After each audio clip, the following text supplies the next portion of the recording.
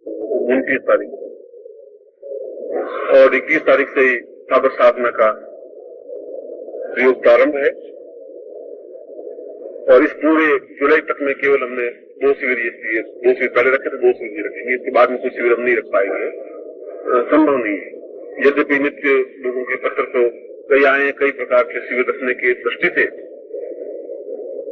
क्योंकि इस शिविर के माध्यम से जो कुछ उनको प्राप्त हो रहा है वह निश्चय ही अपने आप में एक, मैं जानता हूं कि इसका मूल्य महत्ता क्या चीज होती है।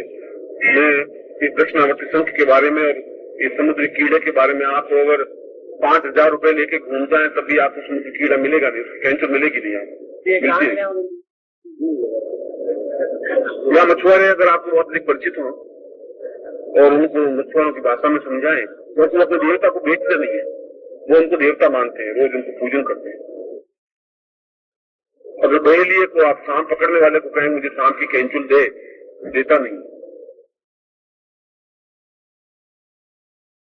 फिर 6 अप्रैल को ये साबर साधना शिविर समाप्त हो जाएगा, मगर उसके बाद में 21 अप्रैल को यहाँ समर्पण समारोह है, गुरु जी का जन्मदिन। उस दिन वो विशिष्ट कार्यक्रम करेंगे, खासतौर से कुछ विशेष सिद्धियां और विशेष एक दिन में कुछ विशेष सिद्धि प्राप्त हो जाए, प्रैक्टिकल मिल जाए, कुछ ऐसा प्रयोग करवाएंगे, क्योंकि यहाँ पर तो सारा थ्योरेटिकल चल रहा है। उस दिन सही अर्थों में वो शिष्य दिवस कहलाता है, गुरु पूर्णिमा गुरु दिवस कहलाती है और गुरु का जन्मदिन शिष्य दिवस कहलाता है। तो शिष्य दिवस के दिन शिष्य को पूरा अधिकार होता है कि गुरु से किसी भी वस्तु की कामना करे और प्राप्त करे, ये उसका अधिकार होता है। साल में एक बार गुरु को दिन दिया गया है कि गुरु शिष्य से कुछ भी मांगे और ले, अगर जीवन भी चाहे शिष्य का तो ले सकता है गुरु पूर्णिमा के दिन। और शिष्य पूर्णिमा के दिन शिष्य को पूरा अधिकार होता है कि गुरु से कोई भी वस्तु मांगे और वह ले, नम्रता पूर्वक, विनय पूर्वक। इसीलिए 21 अप्रैल को यहाँ पर उत्सव आयोजन रखा है। कार्यक्रम बतलाएंगे तो से आना है, मगर इतना मैं सही कहता हूँ कि 21 अप्रैल का दिन आपके लिए अत्यधिक महत्वपूर्ण दिन होगा प्राप्त करने की दृष्टि से। अभी आज के दिन में यदि आप मुझसे कुछ प्राप्त करना चाहें तो ये मेरी इच्छा है कि मैं दूं या नहीं दूं।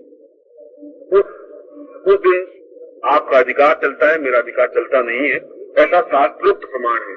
मैं शास्त्रोक्त प्रमाण के आधार पर बात। नमस्कार।